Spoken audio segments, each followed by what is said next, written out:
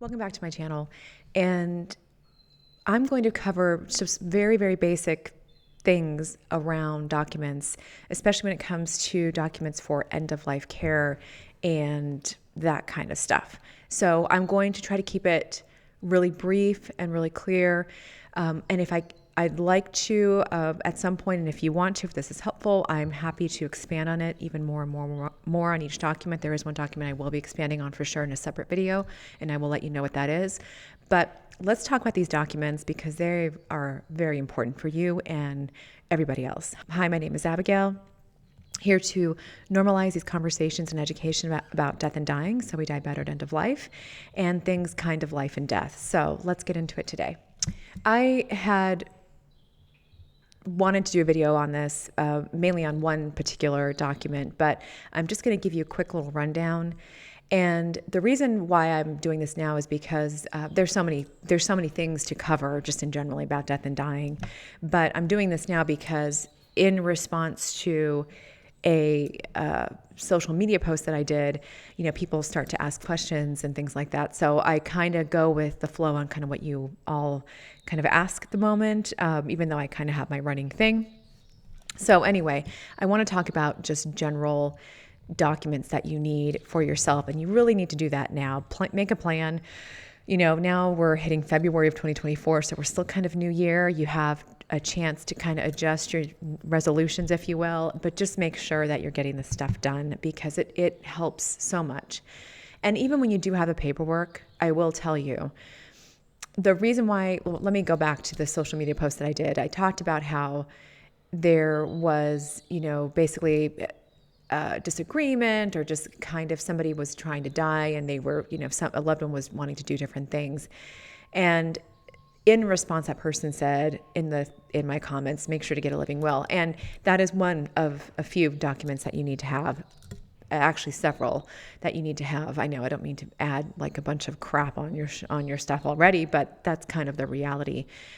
And even when you do have this paperwork, even when you do your homework, it's never going to guarantee that your children, your other family members, whoever it is that are making your decisions on your behalf are going to actually get along. So you need to have, when death and dying comes, our coping mechanisms are magnified. So what I mean by that is if you have poor coping mechanisms, or a family member or a loved one has poor coping mechanisms and they tend to react with a lot of anger or whatever it is around a serious situation, all that is just going to be magnified to the max around death and dying and loss of a loved one. So this is why you need to have the paperwork, because even with the paperwork in place, they're still going to have their their disagreements, their fights, whatever it is, but at least you have the paperwork in place and somebody can hold them to your wishes and what you are wanting to have happen in terms of your medical care, other things, assets and things like that at end of life. So I'm going to go over these documents extremely, extremely briefly because I do want to focus on two, and one I'm going to expand on more on a different video, but just to kind of get you going at least. And I'm going to share you a resource that I use that can kind of help you do things a little bit quickly. So let's get to it. The birds are just chirping, so yay. So that we're just going to have to deal with that for now. So obviously you need to have a living will. For those, I don't really feel like I need to go into it too much. It does give you some directive in terms of what you want for your medical care and some other things. So make sure, yes, you have a living will. Again, I'm going to tell you how you can do that at the end of this video. You need to make sure that you also appoint a durable power of attorney for health care. You can, in fact, yes, you definitely want to at some point definitely appoint a durable power of attorney, but you also want a durable power of attorney for health care. They're the person that you are appointing to follow your desired wishes for your medical care. They are legally required to follow those wishes for medical care.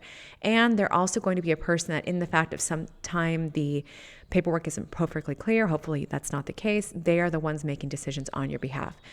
It is important that you really pick someone that you trust, that you have a good backup to that person, and that person is going to make decisions on your behalf. I'm going to go into a little bit more at the end about some other just little nuances about this, but this is really, really critical.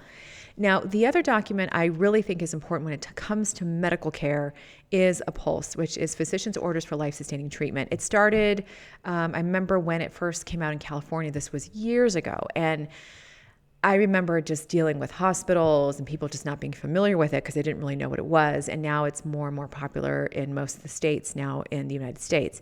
And in this particular document, it talks about what you desire for CPR, tube feeding, types of different resuscitation, things like that. So when we admitted somebody to hospice, we would make sure that we had one completed for every single patient. And this was really important. We had it also then signed by the physician, because then that was indeed physician order for the type of life-sustaining treatment the person wanted. And so if 911 was accidentally called, we told them to put it on the refrigerator, put it somewhere that we actually created even little cards that they could wear with the pulse that was actually signed. So there are many things. I'm going to get into that document because that kind of takes a little bit of understanding, even though it's only like a one pager back and forth. There's a lot that you need to understand there. So the pulse is really, really important.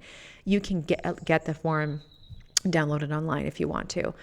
The other form that I really think is very misunderstood and also really not usually done is the revocable living trust. I've also heard it termed as living revocable trust. I think the correct term is revocable living trust. And that is really, really critical. Doesn't necessarily go into medical care too much, but what it does go into is in the case where a person is incapacitated, but they're still alive, and you need to be able to, like, say it's your parent, you need to be able to access funds because maybe, you have a family of your own, you've got your own, financial needs and things to consider.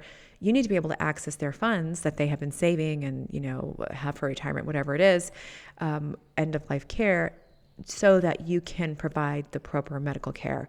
And oftentimes these funds are not accessed. Even if you have a living will, a trust, all that kind of stuff, you can access these funds if a person is still alive. Those funds become accessible, or they get distributed, however it is, according to the document, once that person has died.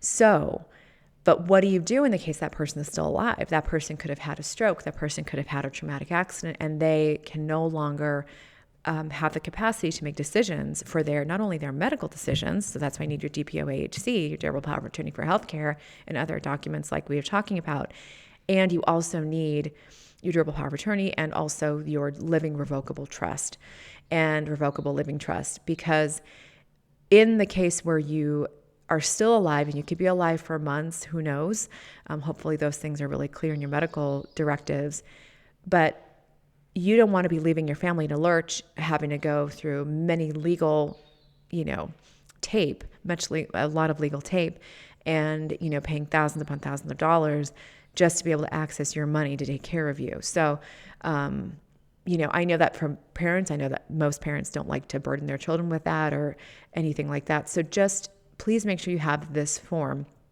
It is really, really critical. And people usually sometimes have the other forms that I talked about, not the pulse that's usually introduced when they have some kind of medical issue or they've been hospitalized. But the revocable living trust is usually something that people aren't aware of, and they end up just having so many complications just because even though their parent or their loved one has the money and they have the money available, they can't access it to actually provide the care. So they're pulling things out of their own pocket. It's a very stressful situation, things like that. So make sure to do that. The revocable living trust is also something that you can also change pretty frequently, as you desire.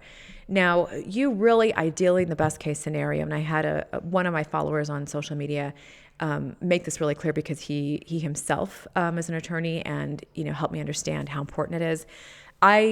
In my post, I also noted that the one I did have shared a link, and I will put it down here as well. I shared a link for the Susie Orman must-have documents. And the reason I like that is because you can spend thousands and thousands of dollars for an attorney to write these documents up. And so for myself, and then for some loved ones, if there's a financial concern, and I wanted to get it done quickly, and I did purchase those documents and I did fill them out. I'm not saying you should or you shouldn't. That's just one resource that I have. And what's nice is that I can adjust those on my computer and then just go get them signed by the notary. So yes, there is that expense not only of purchasing certain documents like this, but which in her case with her stuff, and I'm not promoting anything else that she's saying, I'm not associated with her, I just want to be clear, because you have to be clear with those things. You have to make sure that you provide these disclaimers.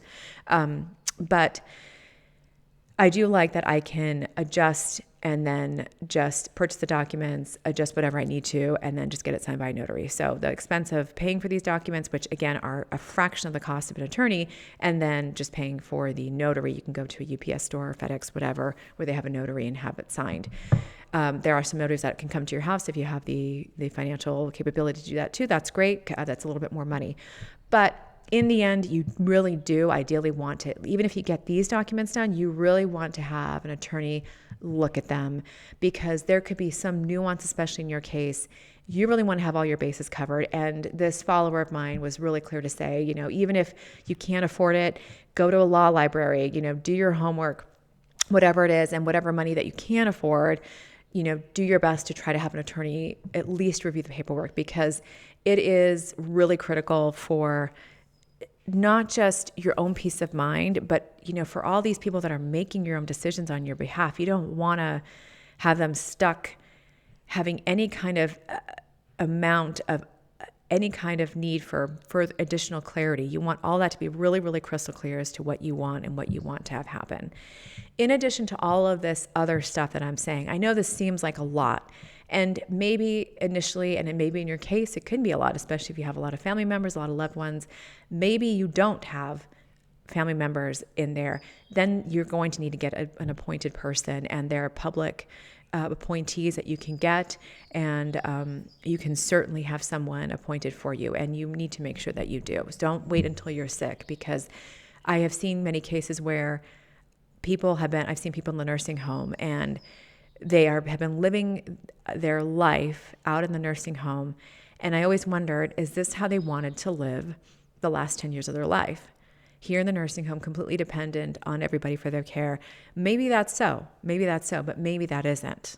Maybe to them, quality of life meant being able to die naturally and not having to be living in a nursing home for the rest of their years, being dependent on people's care. Again, to each their own. This is why we have these conversations. You don't get stuck in a situation that you really don't want. That's going to rob you of your dignity, whatever that looks like for you.